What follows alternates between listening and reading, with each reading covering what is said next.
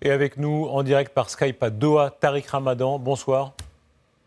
Bonsoir. Hier, vous avez condamné en des termes très nets l'attentat perpétré contre Charlie Hebdo, mais vous entendez dans l'opinion publique, il y a toujours ce soupçon de beaucoup de gens qui disent « mais ils condamnent, mais ils ne veulent pas vraiment manifester, mais ils ont des réserves sur les caricatures ». Qu'est-ce que vous dites à ça? Non, je pense qu'aujourd'hui, il faut entendre la voix des musulmans à travers le monde. Elle est extrêmement claire, elle est une condamnation.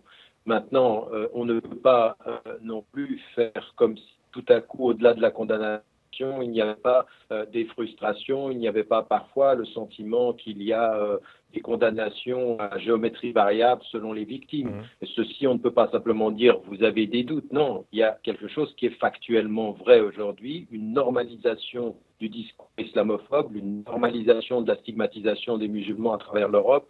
Et donc, ce sentiment-là, il a une justification, mais on ne peut pas l'utiliser pour justifier un silence quand des événements comme ceci. Donc la condamnation doit être faite. Mais ensuite, ce qu'il faut se dire, et c'était très clair dans vos reportages, c'est ce qui va venir après. Aujourd'hui, ce n'est pas une affaire musulmane, c'est une affaire qui nous concerne tous. Nous devons tous ensemble savoir qui sont nos ennemis de cette et avec qui on va construire notre avenir, c'est-à-dire des Européens, des Suisses, des Français, de confession, de toute confession et sans confession, qui veulent se refuser, veulent être extraits sur le type de partage.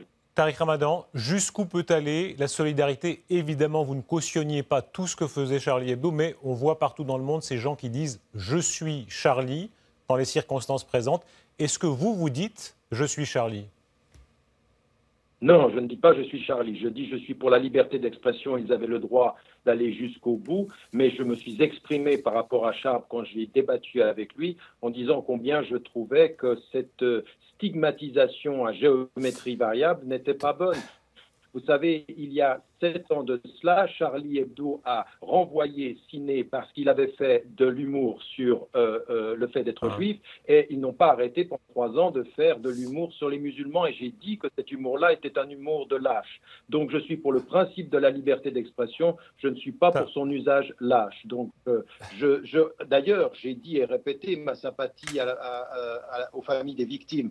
Mais je ne vais pas aller cautionner parfois des attitudes qui, contrairement à ce que disait Franz-Olivier Gisbert, étaient parfois pas très bienveillantes, pas très courageuses et en dessous et parfois assez vulgaires, je dois dire.